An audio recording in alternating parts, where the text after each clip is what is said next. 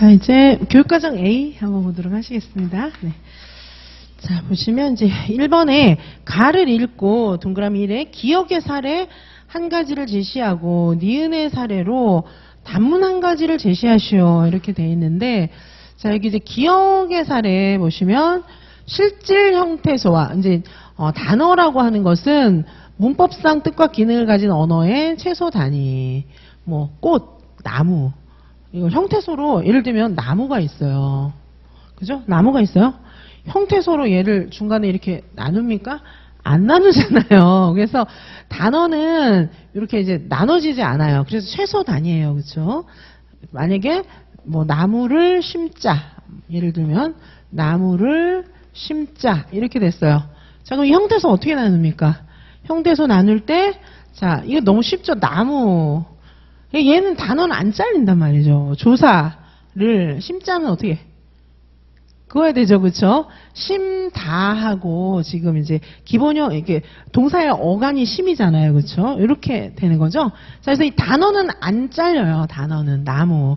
예를 들면 뭐 달력, 뭐 좀 긴 단어 없을까요? 뭐 아무튼 뭐 단어가 한 5자짜리 단어가 있다 할지라도 뭐 히야신스 뭐 이런 게 있어요. 히야신 이렇게 안 자르잖아요. 그러니까 최소 단위잖아요. 그렇죠?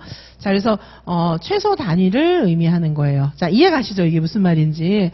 자, 그래서 최소 단위이고 단어라고 하는 것은 자, 그런데 대부분의 단어들은 그래서 실질 형태소로 구성이 되죠. 실질 형태소랑 대치되는 건 뭐예요? 형식 형태소. 그렇죠?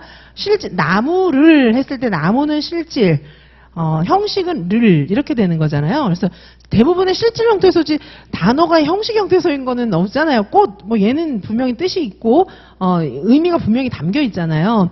자, 그래서 실질 형태소로 구성이 되는데 보통 단어는 실질 형태소 하나로 구성이 되기도 하지만은 실질 형태소 뒤에 뭐가 앞뒤로 뭐가 붙어가지고 또 새로운 단어가 되기도 해요. 자, 실질 형태소와 다른 형태소로 결합됐다면 풋, 사과 이런 것도 이제 실질 형태소하고 형식 형태소가 같이 이제 붙어 있는 것이기도 하고 실질 형태소 2개가 구성이 되기도 해요. 꽃집, 꽃가게 뭐 이런 거 있잖아요. 그런 것도 한 꽃집 이런 거 이제 한 단어잖아요, 그렇죠? 자, 그래서 이제 그런 거를 쓰라는 거예요. 이 기억의 사례 한 가지는 요거는 이제 실질 형태소와 다른 형태소가 결합돼서 새로운 단어이기 때문에 여기 다른이라는 말은 another 이 뜻이에요. 그러니까 완전 다른 종류가 다른 이런 뜻이 아니고 difference 완전 종류가 다른 뜻이 아니고 another 우리말은 영어로 표현하면 이게 정확하게 전달이 되는데 여기서 다른이라고 하는 것은 실질 형태소 말고 형식 형태소여야 된다. 뭐 이런 뜻은 아니에요. 그래서 근데 그렇게 써도 답은 되죠. 그렇게 써도 답은 돼요. 단어를 만들면 무조건 답은 됩니다. 자, 그래서 여기는 이제 모음 답안에 보시면은 꽃집 저는 이렇게 이제 해놨어요. 그렇죠? 꽃집인데 말씀드렸던 것처럼 뭐 풋사과 이런 것들도 답이 될 수는 있어요. 자, 그런 거 하나 쓰는 거죠. 그러니까 단일 형태소 말고 다른 형태소가 하나 더 붙어가지고 한 단어가 된 거.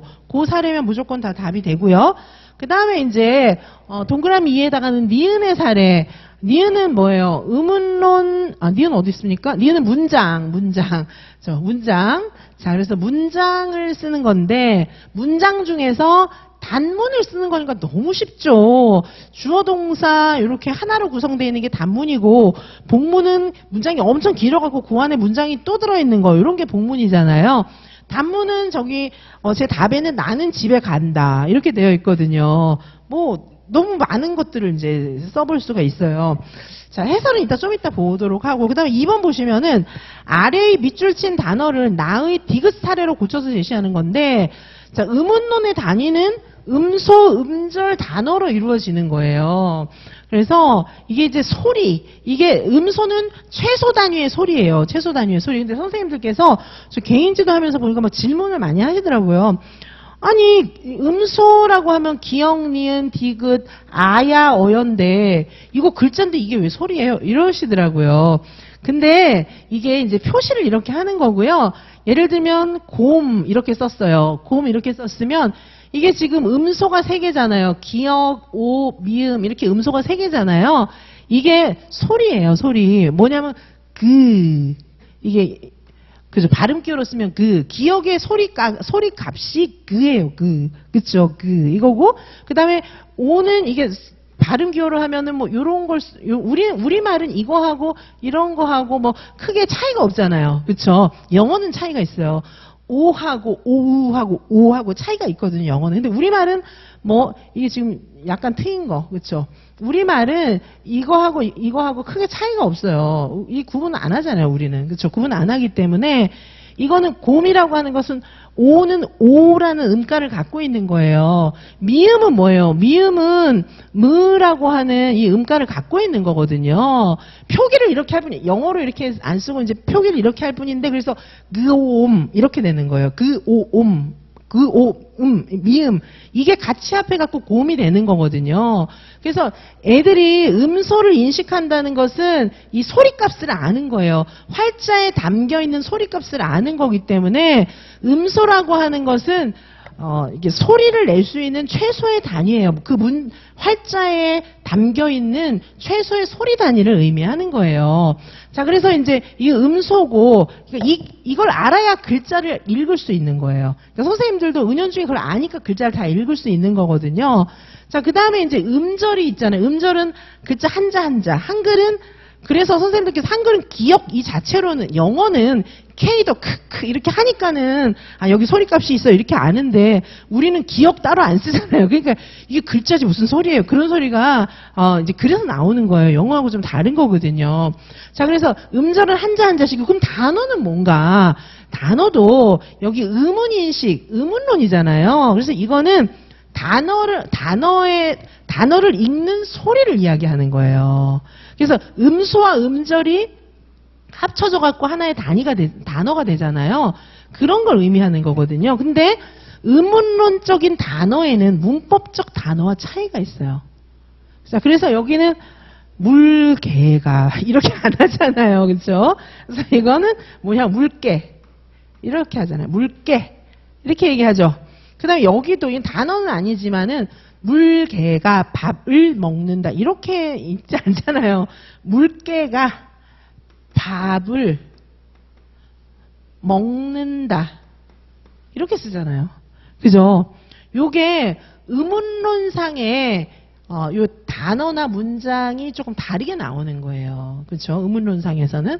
그래서 여기서는 의문론적 단어는 문법적 단어하고 차이가 있어요. 그래서 받아쓰기 하면서 물개 이러는데 물개 이렇게 쓰면 틀리잖아요. 받아쓰기 할 때 물개 이렇게 쓰면 틀리는 거잖아요. 쓸 때는 이렇게 써야 되잖아요. 그래서 요거는 지금 문법적 단어이고 의문론상의 단어는 이렇게 되는 거예요. 아시겠죠? 자, 그래서 요거 물개 이렇게 써야 되는 거예요. 한번 읽어보면 되는 거죠. 의문론이니까 읽어보면 돼요. 읽어보고 읽혀지는 대로 쓰시면 되는 겁니다. 그죠? 자, 이걸 갖다가 이제 읽는 대로 쓰셔야 이름 다 맞췄겠죠. 근데 여기서 정말 이제 의문학적인 그런 용어를 알아야 되기 때문에 이렇게 된 거고요. 자, 그 다음에 이제 3번, 요거 해설을 좀, 제가 이거를 띄워놓으려고 나중에 해설 한꺼번에 보는 게 나을 것 같아요. 자, 3번에 보시면은, 리을의 적절한 언어의 기본 요소. 자, 이제 언어의 기본 요소라고 해갖고 답이 좀 틀렸을지도 몰라요. 언어학 분류를 쓰셔 막 이래야 되는데, 이게 이제 언어의 기본 요소 안에 이제 언어학의 분류를 또 쓰기도 합니다.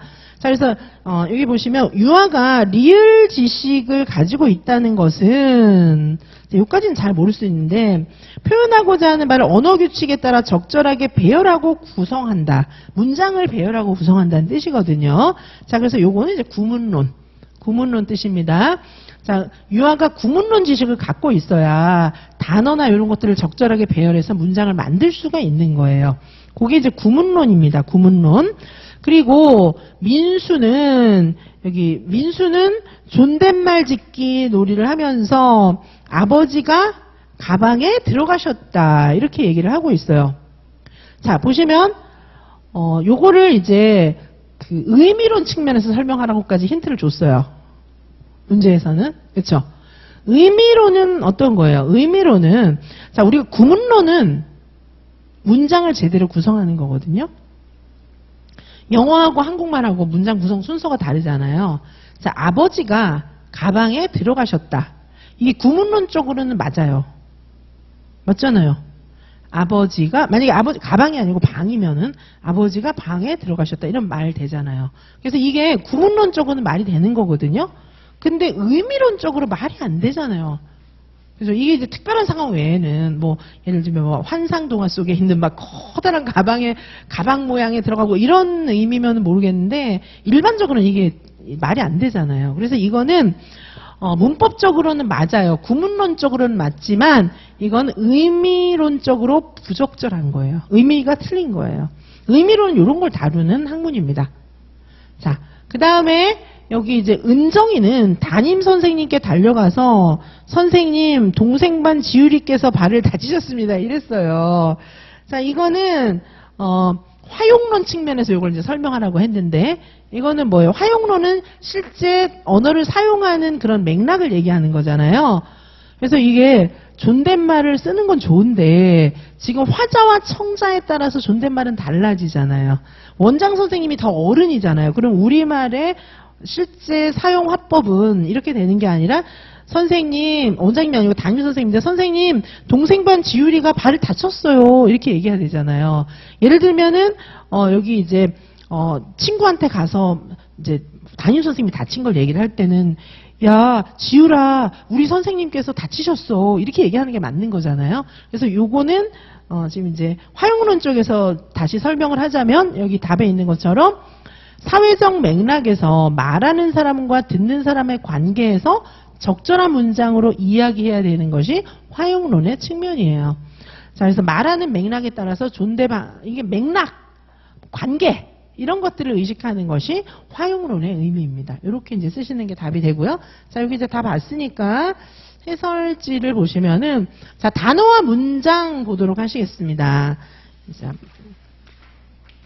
단어와 문장 보시면 단어는 말씀드렸던 것처럼 문법상 뜻과 기능을 가진 언어의 최소 단위이고 실질 형태소 단독으로 단어가 되었고 사전 이런 거 그다음에 실질 형태소와 다른 형태소가 결합되어 단어가 될 수도 있습니다. 자, 문장은 단문, 복문 뭐 이런 것들이 있어요. 이거 한번 보시면 되고 그다음에 음운론 단위는 음소, 음절, 단어입니다. 그렇죠? 그래서 음소는 뭐 기역, 니은, 아야, 어여 이런 거고요. 그래서 음성의 최소 단위다. 이 말이 정말 이해가 안 가는 이유는 한글은 이것만 따로 안 쓰니까 음가가 있다는 생각을 못 하는 거예요. 고유 음가가 있기 때문에 읽는 거예요. 그죠? 뭐, 키역, 뭐, 웃는 거, 이렇게 하시잖아요. 그죠?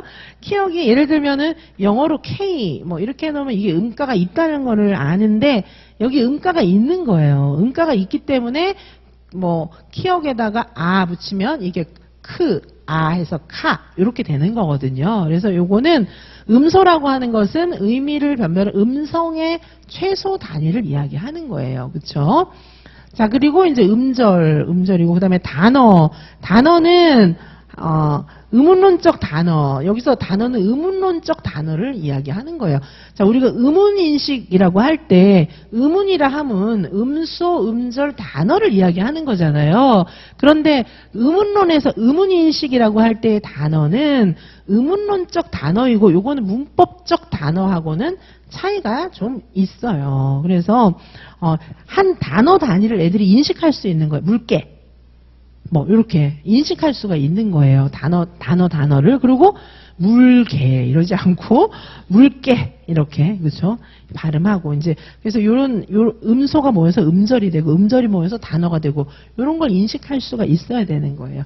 요게 이제 의문론이고 자, 의문론에는 여러 가지 이 의문론의 규칙 뭐 잠동화 이것만 있다는 게 아니고 이게 의문론은 글자가 써 있는 게 발음되는 거를 얘기하는 거거든요. 그래서 이 글자가 써 있는 것이 발음되는 것에는 규칙이 많이 있어요. 옛날에 고등학교 때는 많이 배우셨을 거예요. 그 중에 이제 뭐 자음동화 뭐 이런 것들도 있고요. 자, 그 다음에 해설지 2페이지에 보시면은 그죠? 뭐 자음동화도 있고 자음동화만 있는 게 아니라 뭐 경음화, 격음화 뭐 이런 여러 가지가 있어요. 자, 그래서 요게 이제 음은 규칙입니다. 음은 규칙. 발음되는 규칙을 갖고 있잖아요. 그리고 아무 때서나 경음화 이런 게 일어나는 게 아니에요. 물개는 뭐 이렇게 하니까 물개지, 물개 뭐 이렇게 리을하고 이제 기억하고 같이 이제 부딪히면서 규칙이 다 있어요. 어떤 음이 올 때는 격음화가 되고, 어떤 음이 올 때는 경음화가 되고 이런 게 있는데, 이제 그런 까지 다 우리가 알기는 좀 그렇고 이런 규칙이 있다는 거를 기억을 하시고 우리말이니까 찾아내기는 쉬워요. 자, 그래서 이게 이제 자음 모음의 배열 위치에 따라서 음운 규칙이 일어나기도 하고 일어나지 않기도 하는 거예요. 자, 그래서 예를 들면은 그냥 이제 대체로 이렇게 보시면은 자, 여기 물개는 물깨 이렇게 되잖아요. 심적 우리가 심적으로 부담이 돼서 이러지 심적으로 부담이 됩니다. 이렇게는 안 하잖아요. 이렇게 경음화가 일어나지 않는 거. 근데 이거 발음할 때 개인적으로 이렇게 안 하고 개인적으로 막 이런 사람도 있잖아요. 근데 그거는 이제 아닌 거고 개인적으로는요. 이렇게 얘기하는 게 맞는 거지. 개인적으로는요. 이거는 별로 바람직한 건 아니에요. 자, 이거는 이제 그 앞에 있는 그런 이런 가지고 있는 음가가 이제 부딪혀도 경음화가 일어나지 않는 경우고, 요건 경음화가 일어나는 경우예요. 뭐 사례를 들자면 굉장히 많겠죠. 그래서 음은 규칙이 여러 가지 조건에 따라서 어떤 경우에는 변화가 되기도 하고 그대로 있기도 하고 이렇다는 거예요. 그렇죠? 다음에 이제 요 밑에 내용 보시면은 자, 구문론은 통사론이라고도 하죠. 구문론은 통사론이라고도 하고 신텍스, 영어로 신텍스라고 하죠. 그래서 이거는 문장을 단어나 이런 것들을 문법에 맞게 배열해가지고 문장을 만드는 것을 이야기하는 것입니다. 그래서 문법에 맞는 문장 구성하는 거, 요게 이제 구문론, 통사론을 이야기하는 것이고, 자, 아까도 보셨지만 의미론, 뭐예요? 이게, 아버지가 가방에 들어가셨다. 이게 문법적으로는 구문론적으로는 맞지만은 의미가 좀 말이 안 되잖아요. 그래서 의미는 맥락, 시대, 사람 등에 의해서 영향을 받습니다. 예를 들면 같은 단어지만은 또 문장에 따라서 다양한 의미로 표현되기도 해요. 우리 동해 바다 가자 이런 거랑 그분의 마음은 마치 바다와 같아 이런 거랑 바다가 다르잖아요. 그렇죠? 자, 이런 것들이 이제 의미론을 알아야 책을 읽어도 읽을 수가 있는 거예요.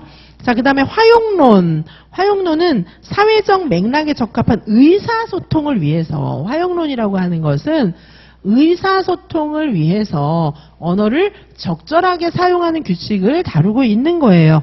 자, 사회적 맥락이라고 하는 것은 듣는 사람과의 지금 관계, 뭐 이런 것들을 다루고 있는 겁니다.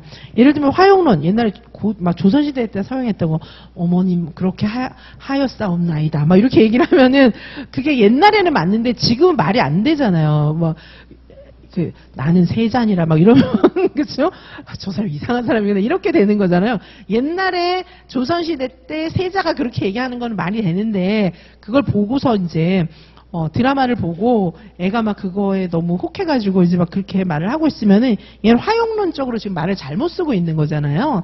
자, 그래서 말하는 맥락에 따라서 존대법, 의례적인 언어, 의미가 적절하게 사용되어야 하는 것을 가르치는 거.